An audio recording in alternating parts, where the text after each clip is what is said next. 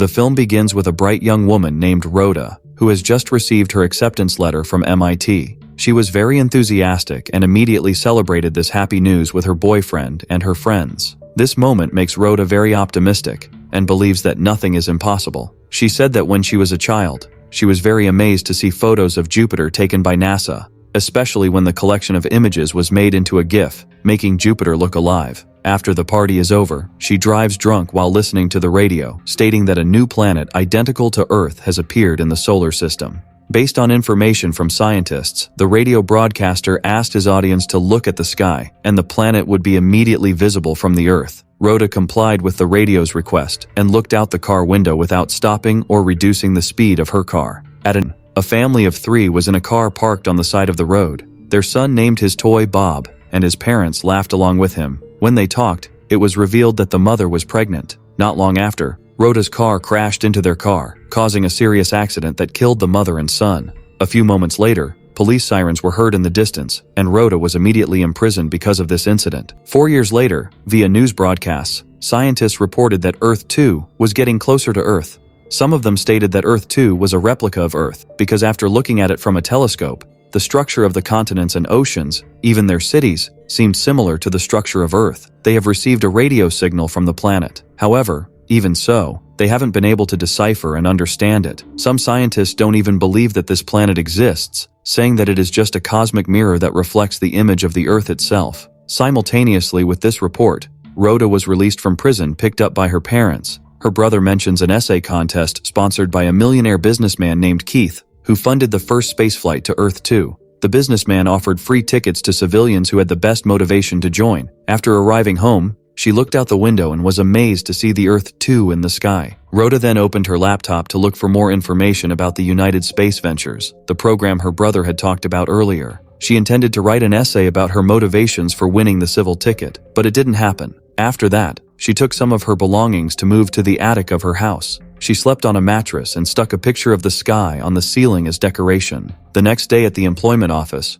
Rhoda was offered a job as a janitor at the high school, and she agreed. She started work the next day and seemed to be enjoying her work. 4 years have passed since the accident occurred. Rhoda, where the fatal incident occurred. Moments later, a car stopped nearby and a man got out of it. Rhoda remembered the man was the man she saw in the other car. She was surprised because it turned out that there was someone who survived the accident, the father. The man kept a toy on a nearby pole in memory of his son and then left. Rhoda immediately rushed home to dig up the facts about the accident. Here she got information about the man and also his home address. The man's name is John, who fell into a coma after the accident while his wife and son died. Rhoda also learned that the man had left his position at Yale's music department.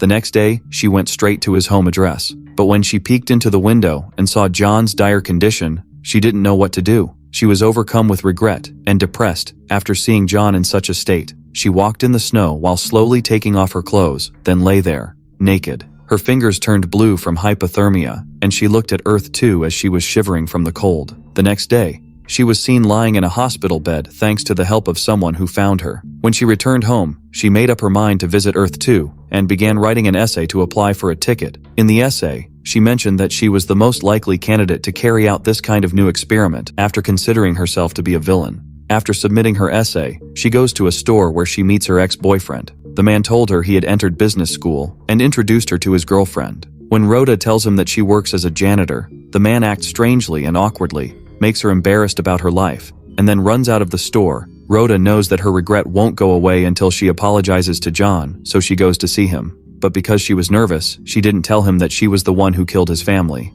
She instead lied by pretending to be a cleaning service worker who came to offer a free trial. John accepted the offer and allowed her to clean his house. When she was finished, John, not knowing her identity, invited her next week to clean the house again. A week passes and Rhoda practices being honest with John. But when the time came, it turned out that John didn't want to talk to her, so she was forced to continue her lie of having her come to his place every week to clean his house. One night, Rhoda and her family watch a live broadcast of a scientist trying to communicate with someone on Earth 2.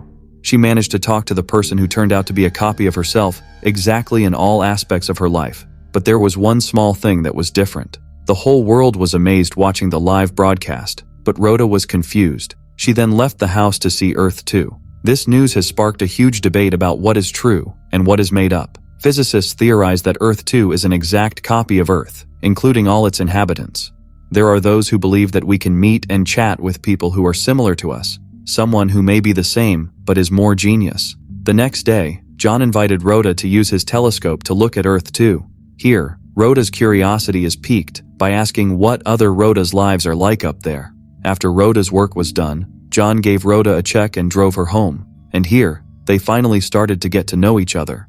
As the days passed, the distance between Earth 2 became closer and closer, as did John and Rhoda's relationship. One day they discussed the topic of the first expedition planning to go to Earth 2. Rhoda tells him about the essay she has submitted, but John is skeptical of the expedition. In a firm tone, he said that humanity was not ready to accept the fact that they were no longer unique, because they still believed that the Earth was the center of the universe. John suddenly felt anxious when he discovered that Rhoda had washed his wife's sweater. He was very angry and immediately asked her to leave. A radio program broadcasting a debate warns of potential danger on Earth 2. Based on the similarities between the two planets and their people, there is a high possibility of a war. The next day, Rhoda saw John's car parked next to her house. He purposely came to apologize for his previous behavior and she forgave him. John then asked her to come with him somewhere. He took her to the university auditorium to show her his musical performance using a saw. The two felt a closer connection to each other, and after the show, they went back to John's house and made love. Later, John told her about the accident and his years in a coma, but Rhoda still hasn't told him the truth. When she returns home, Rhoda's brother tells her that people from the spaceflight have called. She called them back and was surprised when the businessman accepted her call. He tells Rhoda that she has won the essay competition and was selected to travel to Earth 2. Rhoda was overjoyed, and she immediately told John about this. John praises her at first, but then asks her not to leave as their relationship is good now. She now realized that she couldn't lie to him for too long. In the end, she told him the truth that she was the one who caused the accident that night, angering John and throwing her out. When she returned home, she was chased by news reporters standing in front of her house. The news about her getting a flight ticket to Earth 2 has spread, and now people are digging into her past and broadcasting the accident. Here, her mother was disappointed after learning about Rhoda's intention to go to Earth 2 from the news because she never told her. Rhoda heard the theory of a scientist on a television broadcast who said that humans on Earth 2 have the same reflection of life as us. Even though in reality there are small things that make the difference, therein lies the opportunity and mystery. Knowing this, Rhoda is now convinced that her reflection on another planet may not have caused the accident. Therefore, she rushed to John's house with the plane ticket, but John didn't open the door for her. But because Rhoda was determined, she forced her way into his house, through the window. John couldn't control his hatred and started strangling her. The two struggled for a while until he freed her. She then told him about the theory she adhered. She said that the moment we first saw the existence of Earth 2 was the moment our synchronicity was broken. She claims that the accident probably never happened, and his family is still alive up there. Rhoda left the ticket for him and went home. Sometime later, Rhoda's mental health has improved a lot after she apologized to John. And when the spaceship was about to take off, Rhoda saw John in an interview who explained that it turned out he had accepted her offer and was taking part in the expedition program to Earth 2. 4 months later, when Rhoda was walking home, she speechlessly saw herself from Earth 2 in front of her.